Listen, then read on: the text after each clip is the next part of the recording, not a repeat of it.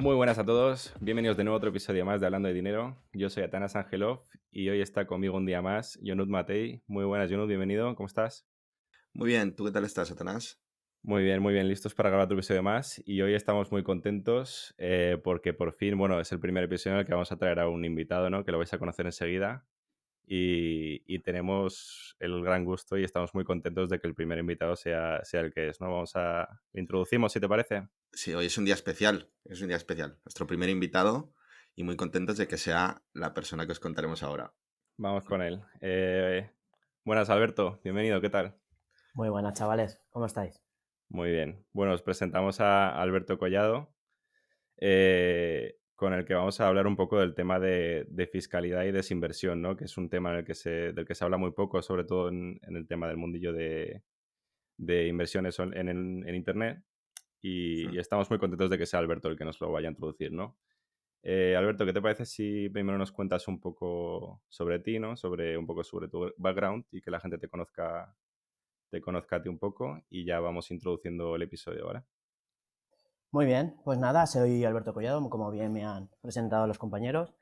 Yo trabajo en el sector asegurador y la verdad es que, bueno, he hecho estudios más relacionados con la asesoría pura, asesoría financiera y gestión patrimonial y lo último, fiscal, ¿vale? Que hoy el tema de conversación es interesante porque la fiscalidad es bastante, digamos que tosca o suele ser aburrida. Entonces ahí es una oportunidad de mercado para los asesores porque los temas fiscales siempre están cambiando. Hmm. Entonces, por eso me llamó Sí, mucho la atención desde el minuto uno. sí, Y sí, sí. sí es verdad que conocemos poco sobre este mundillo, así que hoy nos viene perfecto que nos enseñes y aprender sobre ti de fiscalidad, porque hablamos poco de ello, ¿no? Muy poco. Y la verdad es que cada vez tiene más importancia. Entre guerras de PP y demás, al final siempre va a variar los marginales de IRPF o sucesiones que al final es autonómico. O sea, es complejo y hay que tenerlo siempre por la mano. Sí, exactamente, justo. Se habla muy poco de desinversión, no todo el mundo habla de cómo obtener rentabilidad en los mercados y de cuáles son las mejores técnicas, pero se habla muy poco de cómo tratar tu dinero una vez que has obtenido ese patrimonio, ¿no? Y de, pues eso, cómo utilizarlo, cómo gastarlo y cómo desinvertir en general. Y por eso hemos querido invitarte, Alberto, para hablar un poco, para charlar contigo sobre este tema, ¿no? Pero bueno, Bienvenida sea y cuéntanos un perdona. poco cómo empezaste en el mundillo, si te parece. Pues la verdad es que mi interés sobre la asesoría financiera empezó bien joven porque tengo bastantes familiares que sufrieron la anterior crisis y sobre todo ante desconocimiento financiero se endeudaron mucho o por ejemplo no eran cuidadosos con los temas fiscales al ser autónomos, ¿vale? Entonces a mí ya me iba picando la curiosidad y viendo que al final el nivel medio de educación financiera en España era más bien bajo, ¿sabes? Hmm. Mm, Y entonces ahí yo ya vi que había un nicho de mercado y obviamente con la última crisis que en parte fue gracias a la mala praxis de los asesores financieros, pues ahí cada vez veía más mi nicho de mercado y mi oportunidad laboral, ¿no? Entonces sí que ya me he ido especializando, he hecho más temas técnicos puros de finanzas, pero yo tengo claro que mi papel es más un agente de cambio en la sociedad sobre educar, ¿no? Hmm. Ya he hecho mucho voluntariado sobre educación financiera y quiero seguir ahí, ¿no? Asesorando a los clientes y sobre todo, pues llevándoles por que sea una planificación y no una asesoría mm, de un producto financiero y ya está, ¿no? Que le acompañe en todos los horizontes temporales. Esta palabra ahora después lo hablaremos de nuevo porque es importante. mm, Y que sea un servicio de acompañamiento. Justo, justo. A ver, la verdad es que me parece, o sea, algo con lo que mucha gente se puede identificar, ¿no? Sobre todo el tema de la crisis y de cómo la gente no supo gestionar en muchas ocasiones el patrimonio. Ujú, Yo creo que es algo con lo que se puede identificar mucha gente y que le habrá pasado a más de uno, ¿no? Entonces, totalmente. yo cuando se me ocurrió este episodio, voy a ser sincero, yo pensé en mi situación, pero yo creo que en mi situación hay mucha gente, ¿no? Mi situación, ¿cuál es? Pues también un poco me empecé a interesar por los mercados financieros, a invertir, buscar, bueno, pues eso, sobre todo obtener rentabilidad y tener, eh, pues que no me pase, ¿no? También que no me pille un poco lo de la crisis, ¿no? Lo que pasó en su día. Ujú, pero nunca, siempre he ido como un poco sobre la marcha, ¿no? Buscando técnicas sobre todo de inversión, de aumentar la rentabilidad, de, pues eso, buscar alfa, pero nunca me puse a pensar qué iba a hacer una vez tuviera un patrimonio, si es que alguna vez conseguía, ¿no?, tener un gran patrimonio. Mm. Y es un tema que sobre todo los últimos 2 años me ha estado un poco chirriando, ¿no? Por detrás de decir, o sea, estoy ahorrando, invirtiendo, pero un poco como pollo sin cabeza, ¿no? A lo loco, sin saber qué voy a hacer después.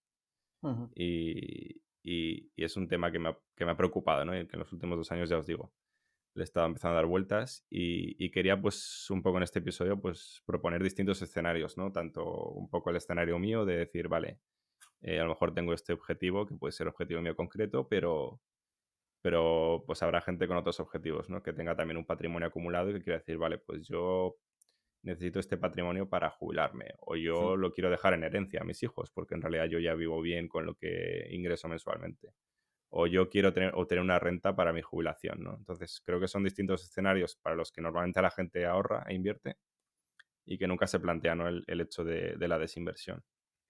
Eso va un poco en relación a lo que comentaba Alberto de la planificación y la labor del asesor.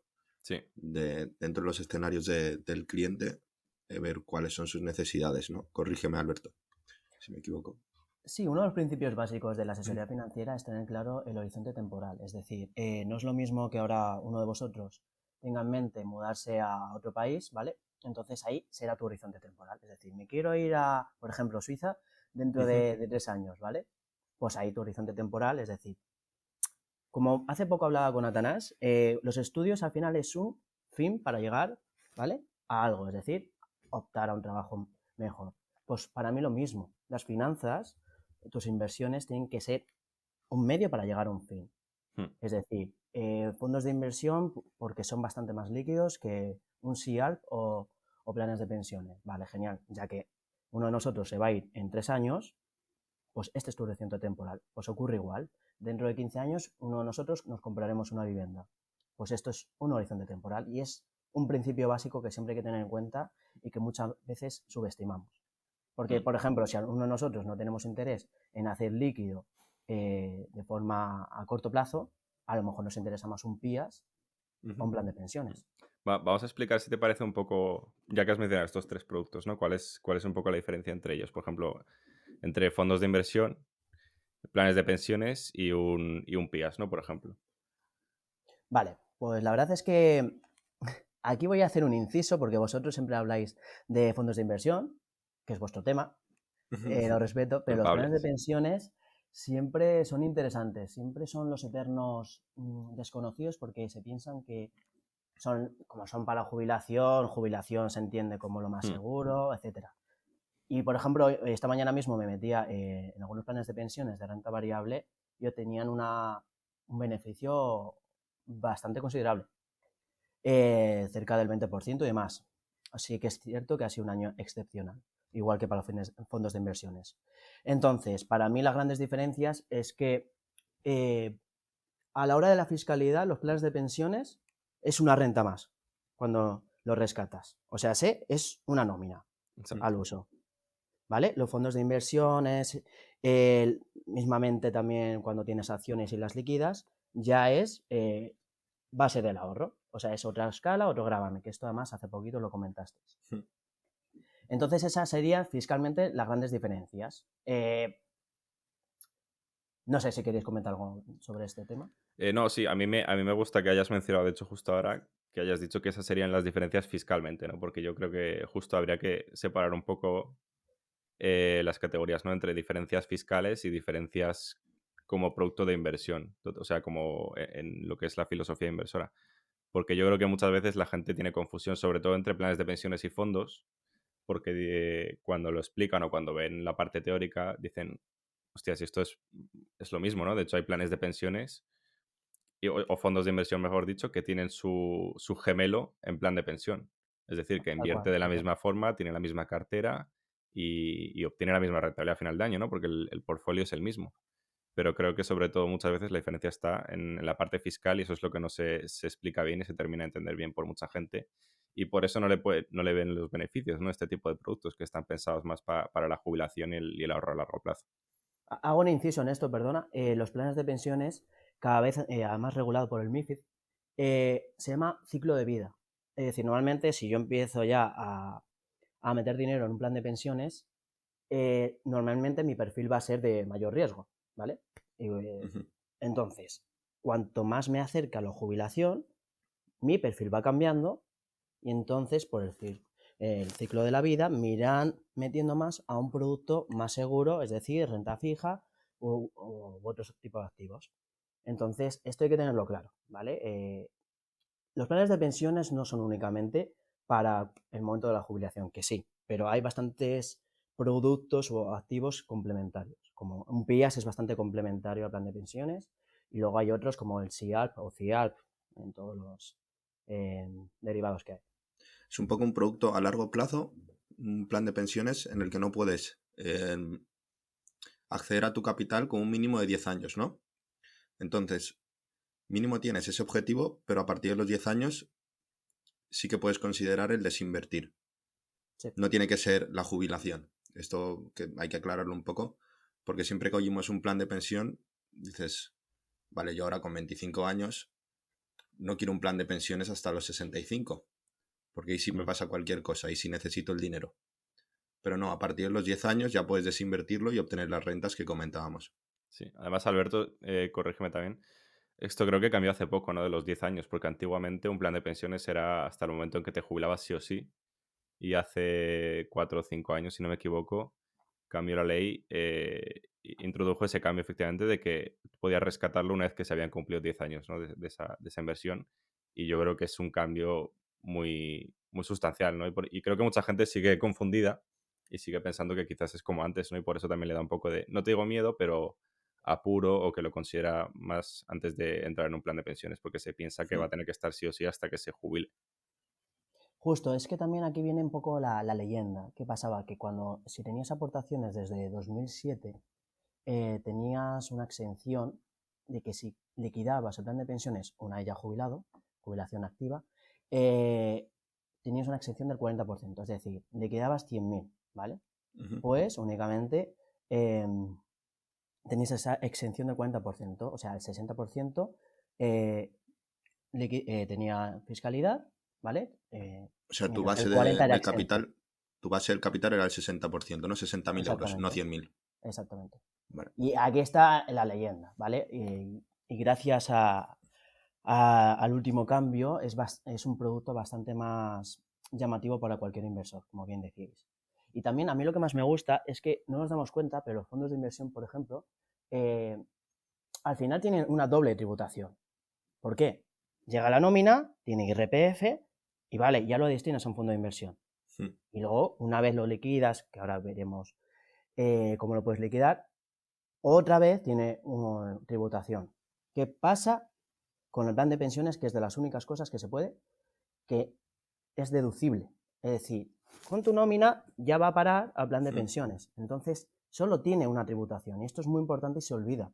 Y es de los únicos productos que el Estado hasta ahora ha dejado hacer esto. Sí. Entonces, ¿Cuál es la tributación y cuál es la ventaja fiscal? Porque hasta hace poco, un poco la única ventaja que la gente veía a los planes de pensiones era su extinción fiscal, ¿no? El reducir la base imponible y tributar menos en IRPF al final de año.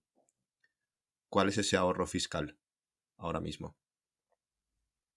Pues el ahorro fiscal es, como acabo de comentar, primero que solo está sometido a la fiscalidad una vez y aparte los 8.000 euros que... Los 8.000, ¿no? Los 8.000, que es muy importante, pero bueno, aquí entramos en que también se puede crear para pymes y demás un plan individual y esto es muy llamativo y altamente recomendable. O sea, para que la gente lo entienda, si yo cobro 50.000 euros brutos al año,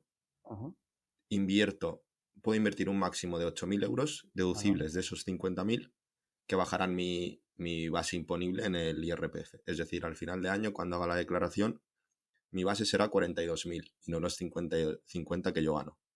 Si los invierto en planes de pensiones. Tal cual, explicado. Sí. Y explica un poco, Alberto, si te parece que es un PIAS, ¿no? Porque yo sinceramente reconozco que es un producto que no he terminado de entender nunca. O sea, sí, al final lo acabas entendiendo, pero no de forma sencilla, ¿no? Creo que también la gente no muchas veces no se quiere complicar y no termina de entenderlo. Es un poco más Eh, difícil de comercializar quizás que un plan de pensiones o un fondo, yo creo. a ver, también es que es un producto muy joven, ¿eh? Creo, si no recuerdo mal, que tiene 13 años. Es un producto muy, muy joven. Al final, un PIAS, que muchas casas de asesoría, hay que tener cuidado, te lo recomiendan a la ligera, para mí es un complementario al plan de pensiones. Vale, Es decir, cuando aportas a tu plan de pensiones de la empresa que te ofrece un 5% de tu nómina, ¿vale? Que cada vez este 5% cada vez es más sonado en todas las empresas. Entonces, un PIAS es algo complementario a esto. Tú aportas y creo que es un mínimo de 5 años en el que tienes que aportar y cuanto más tarde lo rescates, mejores beneficios fiscales va a tener. Es decir, a los 70 años podrás tributar, si no recuerdo mal, un 20%. Mientras que si lo rescatas de 25 a 30 años, tendrá un porcentaje de tributación bastante más alto. y el rescate es en forma de rentas. Exacto. No, también puedes hacerlo en un rescate de capital, pero Vale. tienes mejores beneficios, igual que el plan de pensiones, en forma de renta. Claro, porque si rescatas, pongo de ejemplo la mitad de golpe, ya tu base de tributación para ese año sube muchísimo, ¿no? Entonces pasas al siguiente tramo, la renta. Entonces te conviene más rescatarlo en forma de rentas mensuales. Vale, vale, entendido. O sea, yo siempre había pensado que se ofrece uno u otro, o PIAS o plan de pensiones. No, puedes tener ambos. De hecho, Puedes tener ambos. es lo que había visto, ¿no? Como tú decías, a lo mejor es que se recomienda un poco a la ligera, pero lo que yo había visto, sobre todo, es que te digan, este PIAS, ¿no? Quizás también hay que tener un poco de cuidado, ¿no? De saber seleccionar con los asesores financieros. Tal cual. A mí, esto lo recomiendan mucho las casas de asesoría, sobre todo a jóvenes. A mí me gusta más para iniciados el SIALP o CIALP u otros. Porque al final la ventaja fiscal es que en 5 años no tiene. No tiene, o sea, es puramente exento. Entonces, ¿Qué es un SIAL? es un seguro de inversión a largo plazo, bueno, para mí a corto, que es 5 años, y tienes una aportación mínima que hacer durante el año, y entonces a los 5 años la tributación es nula. Es decir, que todo lo que hayas aportado y generado de beneficio no tiene fiscalidad alguna. Entonces, y además, una de las características principales, al ser un seguro, es que está garantizado al 85, al 90. Entonces, ya sabéis vosotros que muchas veces la sociedad española, sobre todo, somos aversos al riesgo. Entonces, hablar de un Bastante, sí. producto, bastante, bastante. Al hablar de un producto garantizado, creo que es una forma de entrada y de iniciarse al mundo de las finanzas muy, muy bueno. Sí, la verdad es que me parece interesante. Es un producto que no conocía. Yo siempre lo Y recomendaría para la cartera. sí, y yo, por ejemplo, hablando de los escenarios que comentábamos antes, si pusiéramos un escenario de buscar rentas para la jubilación a través de tu patrimonio y de tus inversiones que has ido acumulando, creo que esta es una muy buena opción, ¿no? Sin duda, porque, o sea, la ventaja fiscal la tienes a los 5 años. Yo en concreto, para dar ejemplos, yo lo tengo, obviamente. Cuando empecé a trabajar, esto, bueno, otro día lo hablamos, es cómo tu cabeza, si al final ingresas 2.000 euros y vas quitando inversiones de tu nómina, al final para tu cabeza es un gasto, ¿no? Es decir, Claro, tienes 150, que es el mínimo de aportación mensual, que se va a una inversión. Para ti es un gasto, porque es cosa que te quitan de sí. tu cuenta bancaria, ¿vale? Y entonces al final, para mí, yo lo haría desde el minuto uno. Eh, y como bien decía, o sea, a los 5 años ya tengo esa ventaja fiscal, pero no lo tengo por qué liquidar. Es decir, si mi horizonte temporal ahora mismo no tengo nada claro, no tengo una inversión académica, una inversión inmobiliaria y demás, ¿para qué lo voy a liquidar? Pues lo Y, dejo, lo voy metiendo como si fuese un fondo de inversión, más dinero mensualmente y ya lo rescataré. Sí, mi Mateo. y entonces, o sea, tú lo vas aportando y aportas durante los 5 años o durante lo que tengas tú las inversiones. Y en el momento en el que quieras obtener ese capital es cuando surge la ventaja fiscal. O aportado durante 5 años ya te cubre X tiempo. Dices, ¿cuánto tiempo está garantizado? Sí, No, durante toda la vida. Y además, en este tipo de productos, de activos, se recomienda, en vez de, es decir, si no recuerdo mal, el máximo anual es de 5.000 euros. Entonces, se recomienda que hagas aportaciones mensuales en vez de un anual, porque es un capital creciente y al final el garantizado también va sobre este capital creciente, y así como el interés compuesto. El garantizado es sobre los 5 años y al principio, es decir, si no tienes, ya que el inicio de la vida laboral suele ser complicado, únicamente tienes como obligatorio el primer año. Luego llega una crisis, el siguiente año lo puedes dejar estancado, pero sí o sí tienes que cumplir 5 años de aportaciones para poder estar exento. Y solo puedes tener un SIARP, ¿eh? Esto cabe destacarlo. O sea, que puedes aportar como máximo 5.000, has dicho, ¿no? Al año. Anuales. Anuales. Me parece interesante porque, bueno, es un producto realmente interesante, sobre todo por el tema de la seguridad, ¿no? Y bueno, y sobre todo la excepción fiscal. Y me parece interesante porque al tener ese límite, ¿no? Yo creo que cuanto antes empieces, mejor, porque sí que es verdad que si es un producto que empiezas como tiene mínimo de 5 años, pues que si lo contratas con 60, pensando en tu jubilación, quizás no te da mucho tiempo, ¿no? A aportar ahí capital. Totalmente, Pero totalmente. cuanto antes empieces, sí que me parece, como has comentado, un producto bastante interesante para gente joven.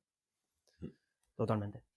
Vale, ¿os Estoy de parece si acuerdo. queréis ponemos un par de escenarios, ¿no? Yo voy a proponer el mío y vosotros podéis proponer alguno más también Vale. de, pues eso, carteras y un poco objetivos de inversión y planteamos un poco cuál sería la posibilidad o cuál serían las opciones para desinvertir esas carteras, ¿no? Yo, como os comentaba al principio de la grabación, se me ocurrió este episodio pues porque pensaba en mí mismo, ¿no? Y siempre he ido un poco ahorrando e invirtiendo. Y seguramente mi objetivo en un corto o medio plazo sería pues quizás dar la entrada, ¿no? Para comprar una vivienda, que en mi caso sería primera vivienda. Entonces yo siempre me lo he planteado decir, vale, tengo X capital invertido y tanto de beneficio, ¿cuál sería la mejor forma de desinvertir ese capital? No te digo de forma total o en función de lo que vaya a necesitar, pero para, por ejemplo, dar una entrada, ¿no? De un 20-30% de una vivienda, ¿no? Ese sería un poco mi escenario. Entonces, ¿qué crees o cuáles crees que serían, Alberto, un poco mis opciones, ¿no? Para desinvertir? A En ver, mi caso, te comento también para que te pongas en mi situación, ¿no? Una cartera de fondos, que esto ya lo hemos comentado muchas veces, pero es básicamente lo que yo invierto, una cartera de fondos de inversión. Bueno, yo ya sabía que inviertes únicamente en fondos porque eres un puritano de fondos.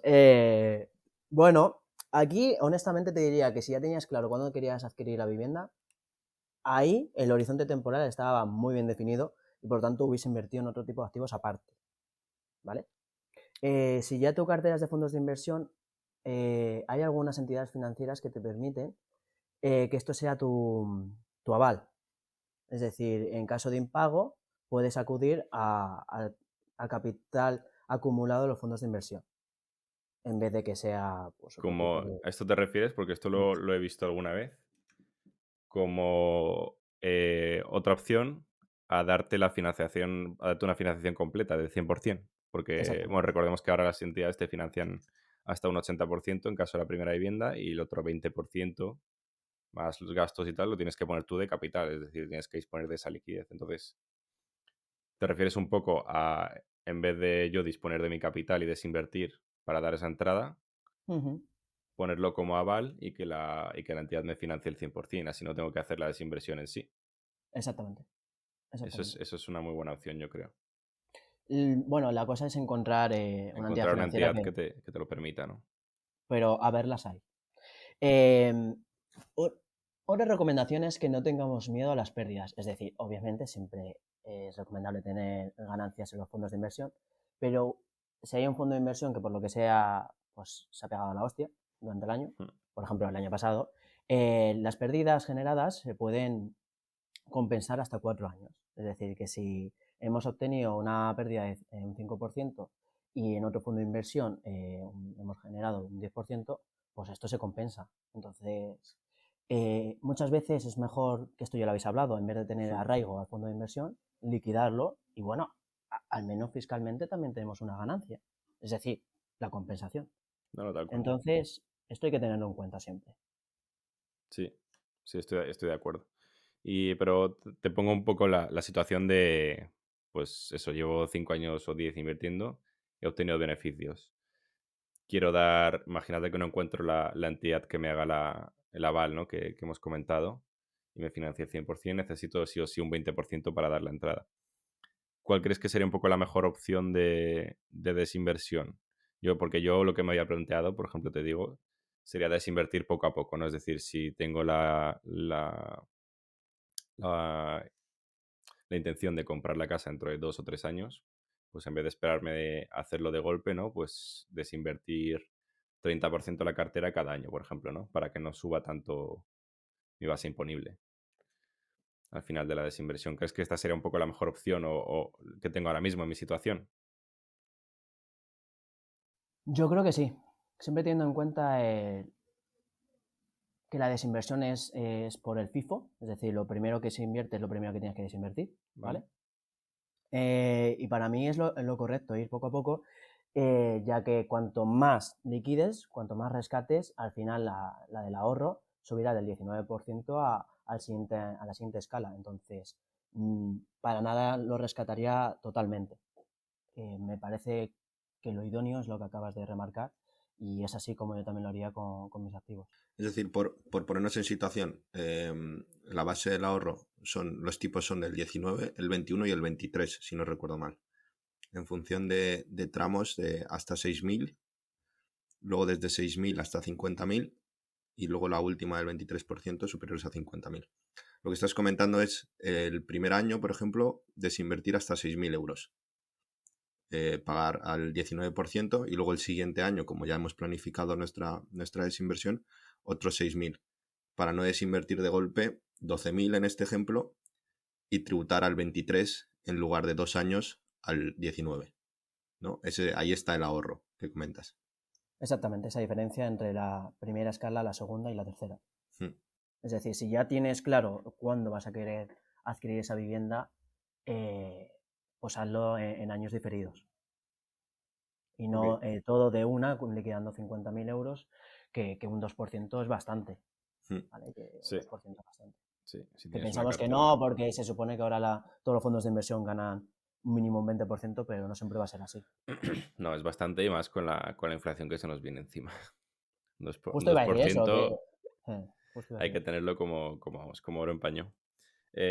Yunut, ¿tienes tú alguna preocupación en cuanto a desinversión? ¿Te has planteado algún escenario posible, algo que te... No, la verdad es que yo siempre he planteado mi escenario como a muy largo plazo y a no desinvertir nunca. Me niego a desinvertir. Pero me ha llamado la atención el caso que comentaba Alberto al principio de alguien que se muda, que cambia de país.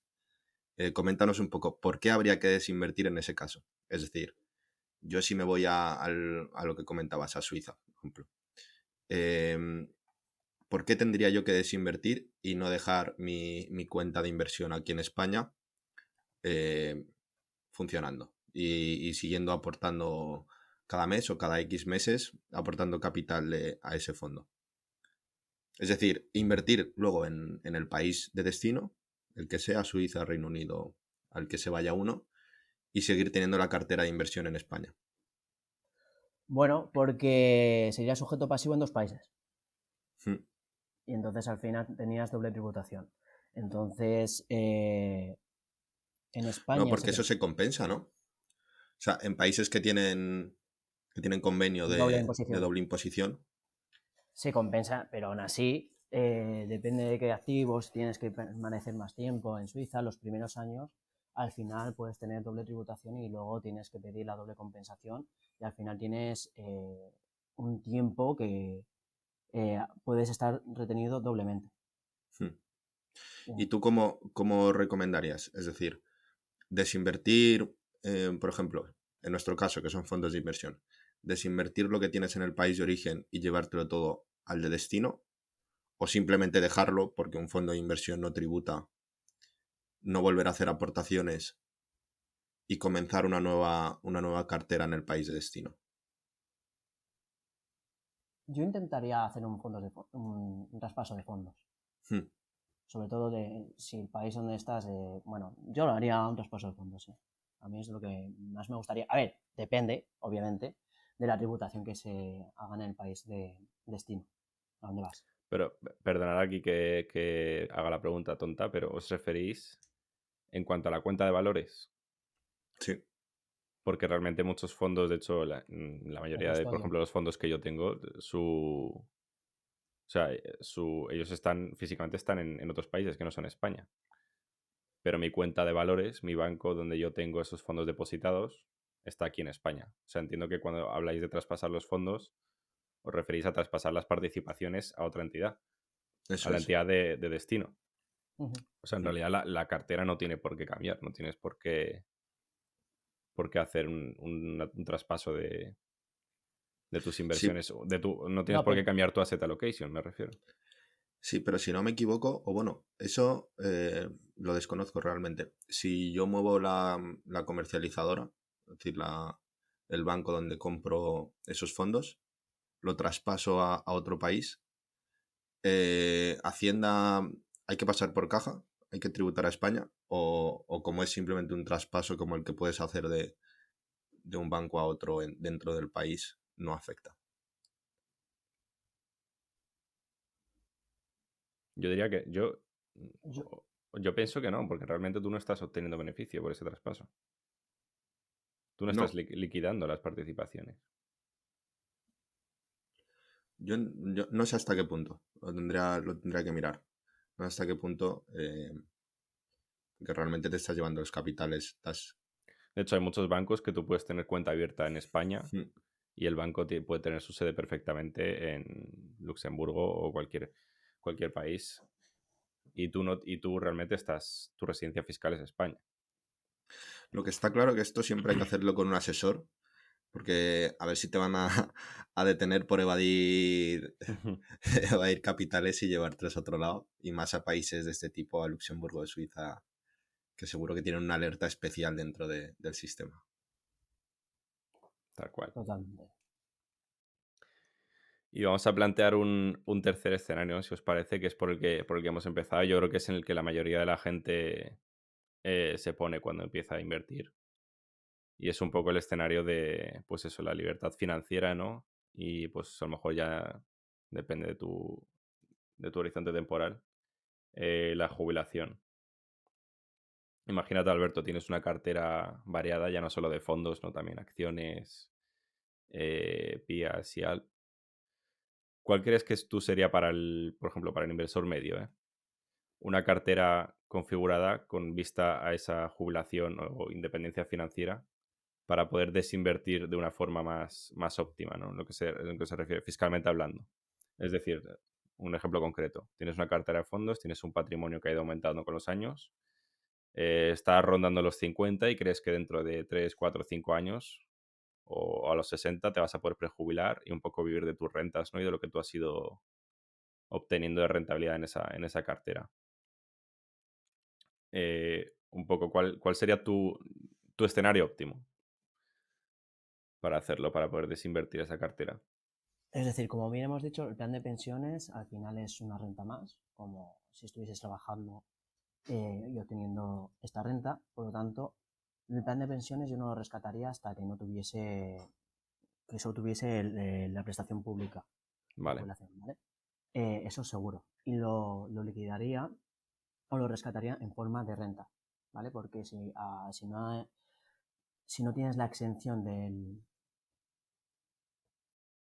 si no tienes la exención del 40%, no lo veo, no veo ninguna ventaja de rescatarlo de forma de capital, a no ser que tengas un objetivo de un viaje y necesites bastante sí. líquido. Es decir, como un complemento a tu pensión pública, ¿no? Sí, justo. Vale. Y en el caso, por ejemplo, de una cartera de acciones, una cartera de fondos, como podríamos tener nosotros mismos, que además yo creo que sobre todo la gente joven que está empezando a invertir ahora es lo que más le llama la atención, ¿no? La renta variable. Y seguramente pues si empiezan ahora dentro de 20 años cambiará un poco su visión, pero ahora mismo están en ese escenario, ¿no? De tengo acciones, tengo renta variable. ¿Cómo podríamos desinvertir de forma óptima? O si es que nos conviene desinvertir esa cartera, ¿no? Yo creo que también va un poco ligado a lo que comentabas, ¿no? Depende de qué renta te va a quedar y creo que eso es lo que un asesor financiero es lo primero que se plantea, ¿no? De que cuánto crees que vas a ingresar mensualmente y si realmente te va a ser necesario desinvertir. Totalmente, es decir, yo lo que tendría cuidado es nunca tener varias ganancias de patrimoniales juntas. Es decir, si vas a vender un bien inmueble, por ejemplo, es una ganancia patrimonial y computa por el ahorro, entonces ahí jamás liquidaría o rescataría un fondo de inversión o otro producto, ¿vale? A la vez, ¿no? En el mismo año. Exactamente, jamás. Eso hay que tener mucho cuidado porque, bueno, no te das cuenta y lo has liquidado y ¡pa! Se te suma y pagas un mínimo de un 2% más, ¿vale? Entonces, al final, estas respuestas se relacionan con la anterior. Yo iría poco a poco, según se vaya acercando tu fecha de jubilación y sobre todo teniendo en cuenta esto que hemos dicho de que no haya otras ganancias de patrimoniales. Y Vale. para mí es lo más acertado, es decir, seguramente también cambiaría el perfil de riesgo de los fondos de inversiones, pero sobre la fiscalidad siempre tener en cuenta las pérdidas que compensan y una vez se vaya acercando, pues tenerlo en cuenta para que la liquidación Sea paulatina, ¿no? Lo que sea comentábamos. paulatina, exactamente. Mm. Exactamente. Bueno, crucemos los dedos y esperemos que si invertimos durante 40 años no tengamos pérdidas que compensar, ¿no?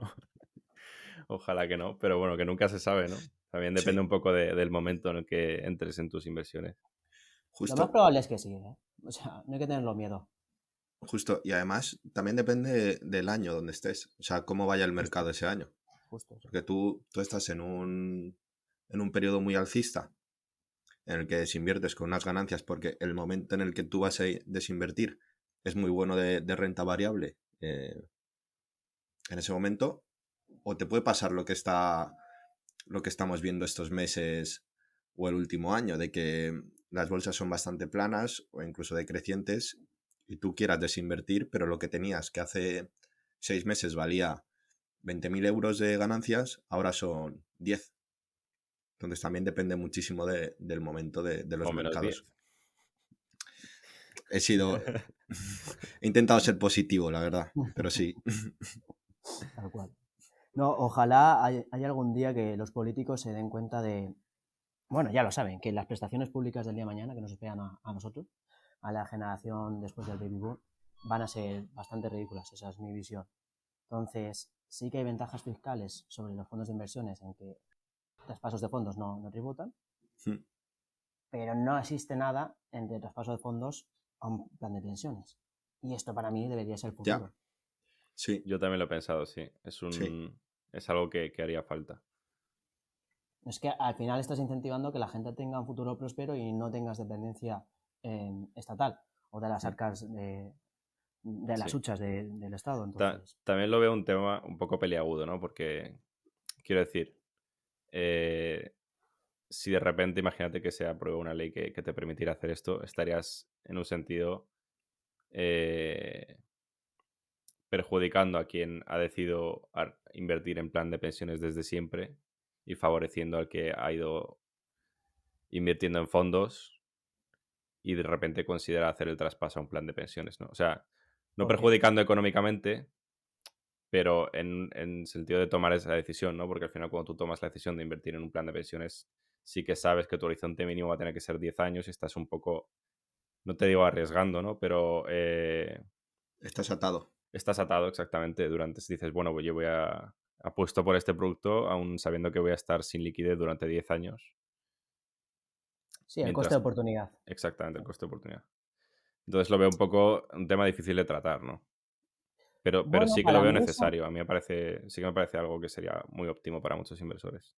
Sobre para mí todo eso, como con el cambio que has comentado tú, ¿no? De que antiguamente pues sí que esperabas tener un plan, una pensión pública mucho mayor y que te diera para vivir y ahora mismo no. Y es algo que nos hemos dado cuenta en los últimos 10 años. O sea, realmente no es que haya sido un cambio tan paulatino durante una generación, sino que ha sido como, hostia, de repente después de la crisis nos hemos dado cuenta de que no dan los números. Bueno, nos hemos dado cuenta yo creo que todavía la gente no se ha dado cuenta. Sí, mucha gente no se ha dado Que cuenta. esa es un poco la labor que también queremos hacer, sobre todo jóvenes, y sí, que todavía esperan tener una pensión. Y yo creo que hay que ir mentalizando a la gente de que no, de que todo tiene pinta que será algo mínimo o puede que nada. Llegar va a llegar algo. No se sabe cuánto, pero va a llegar. Pero estoy de acuerdo que lamentablemente tenemos esta herencia de nuestros padres de pensar en que cuando llega la jubilación voy a tener un sueldo digno y no es así. No es así. La gente está confiada, los jóvenes se manifiestan, si vas a las calles, se manifiestan siempre eh, los jubilados, porque su jubilación no es, según ellos, adecuada, mientras quien tendría que salir a la calle somos nosotros, porque estamos subvencionando estas prestaciones públicas y cuando llegue nuestro caso, Sí, porque pues, nosotros estamos a tiempo todavía, los jubilados. Sabe sí, mal pero tú ves decirlo, a pero algún joven, para ellos ya es tarde, ¿no? Lo que han cotizado y lo que han obtenido, pues ya es un poco tarde para que cambie. no, y esto Pero es otro tema, porque yo lo he estudiado y las aportaciones que han hecho, seguramente, bueno, han recibido más de lo que han aportado. Porque, a ver, las prestaciones públicas están pensadas para una vida bastante más limitada de a lo que Sí, llevamos. Es sí, decir, una esperanza de vida pero bueno, bastante más corta. han sido la masa de voto, ¿no? Al final. Justo, justo. Tal cual. Pero esto ya es más tema político que otra cosa. Pero Pero está bien meterse un Entraremos en un poco. día. no, pero sí que es verdad que es, por ejemplo, lo del traspaso de fondos a planes de pensiones me parece algo que se debería plantear y muy interesante. Sí, tal cual. Y bueno, y sobre todo la educación financiera, ¿no? Porque aparte de lo que puedas encontrar por internet y de que surja de ti la chispa del interés, Mm. muy poca gente realmente se No, informa sobre por estos eso es temas. tan importante la labor un poco de formar a la gente y la labor de los asesores financieros. De un buen asesor creo que es básico en cualquiera, incluso gente que sí que sabe un poco o que le gusta el tema de inversión, Mm, sigue siendo de vital importancia, porque lo vemos nosotros mismos, que podemos considerarnos como formados en tema de inversión, pero seguimos teniendo lagunas o no entendemos ciertas cosas, por ejemplo, de fiscalidad, lo que hablábamos antes, o de muchísimas otras cosas. Entonces, mm. súper importante tanto concienciar a la gente como la labor que hacen los asesores. ¿Cuál crees, Alberto, tú que ya un poco por cerrar el episodio? Tú que te dedicas a esto, ¿cuál crees que es el asesor perfecto, ¿no? ¿Cómo sería un poco un asesor financiero al que la gente no le tenga, siento decirlo así, pero al que no le tenga miedo o un poco desconocimiento? Porque al final, desde mi punto de vista, la imagen que yo siempre he tenido de un asesor financiero es alguien que puede ayudar a quien tenga dinero, a la gente con pasta y que vas a pagar por alguien que te gestione tu dinero y se va a llevar parte de tu dinero, ¿no? Pero no siempre es así, ¿no? No tiene por qué un asesor financiero ser solo para gente que tenga un alto patrimonio y tal. Cualquiera puede realmente disponer de un asesor financiero. No tienes por qué tener un alto patrimonio, ¿no? ¿Cuál sería un poco esa figura para ti ideal del asesor? O sea, para mí, como bien he dicho, yo cuando me inicié en el mundo laboral, yo obviamente no tenía muchos ahorros, y yo ya tenía mi asesor financiero con el que empecé a invertir en un SIAL. Y ahí aprendí de la educación financiera y él me trasladaba esta educación que es tan necesaria que no nos han enseñado a nadie. Aunque hayamos hecho los tres económicas u otros, no sabemos al final de educación financiera. Entonces, para mí Sí. un buen asesor Mm. financiero es únicamente el que te enseña a marcar, lo primero, los horizontes temporales. Bueno, previamente el consumidor tiene que pedir un título que se llama mínimo EFA, que es por MIFID, se necesita, es por ley. Huye de aquel consultor que no tenga este tipo de acreditación europea, porque es legal lo primero. Y volviendo al tema, entonces el asesor, si es un buen asesor, aunque no tengas ahora mismo en este capital, te puede marcar horizontes y en X tiempo tú, con más confianza de una persona que te haya enseñado, volverás a acudir a él y entonces ya podrás invertir. Y siempre te tiene que plantear una cartera, es decir, una composición de distintos activos. Vosotros es verdad que tenéis una cartera de fondos de inversión, pero es muy diversificada. Tenéis de cobertura estáis intentando ahora, bitcoins de renta variable, si no recuerdo mal, BlackRock de tecnológicas, Amundis de ESG. Vale, tenéis una cartera diversificada de fondos de inversión. Yo lo complementaba con los tipos de activos financieros que, como hemos dicho, tengan ventajas fiscales y que se puedan liquidar con estas ventajas fiscales a un corto plazo. O sea, un SIAL y ya dentro de no tanto empezaría a pensar, por ejemplo, en un plan de pensiones, que me parece también un instrumento bastante adecuado, ya que puede ser de renta variable y tener rendimientos altamente... Sí, que puedes tener la misma cartera. Hay fondos de inversión que tienen su misma cartera en planes de pensiones exactamente igual, lo único que difiere la forma de desinvertir. Sí, y que si al final, si lo piensas, es un poco, desde el punto de vista económico, es un poco irracional el plantearte y decir que inviertes a largo plazo y que tu objetivo es la independencia financiera, pero no disponer de un producto de estos, ¿no? Porque realmente estás diciendo, vale, si tú vas a invertir a muy largo plazo y tu objetivo es la jubilación o la libertad financiera dentro de 20 años, ¿qué te impide invertir en un plan de pensiones o en un producto similar que realmente puede tener la misma cartera que tú tienes ahora mismo, pero con además las ventajas fiscales, ¿no? No, realmente es un poco irracional no plantearte por lo menos la opción de invertir en ese tipo de producto. Totalmente. Y bueno, podemos debatir sobre, bueno, bastante también la importancia de un seguro de vida, cuando ya te has acostumbrado a un nivel de adquisitivo bastante grande, pues un mínimo de un seguro de vida en tu cartera me parece un producto también muy interesante. Es decir, algo que asegure a tu familia un bienestar económico, ¿no? Y para mí es un buen asesor necesita siempre manejar, aparte de estos dos mundos, las finanzas y la fiscalidad, siempre tener una que te haga una cartera a medida, también en la que te sientas cómodo. Es decir, ahora las finanzas se pueden hacer en base a tu personalidad, ESG, tecnológicas, criptomonedas, metaverso, pero que siempre se componga de distintos activos según tu horizonte temporal y según también tu personalidad.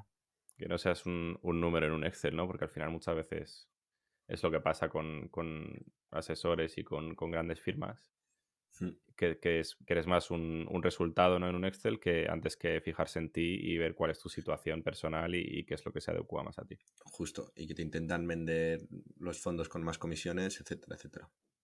A ver, por MiFID, en teoría, es lo que se va a hacer en breve, si no lo hacen casi todos, es las comisiones directamente aplicadas al consumidor.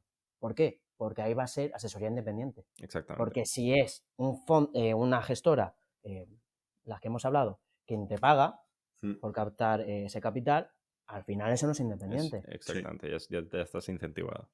Exactamente. O sea, lo malo que los consumidores al final huirán. Porque dirán, me estás cobrando por un servicio de asesoría. Que realmente ya te lo estaba cobrando antes.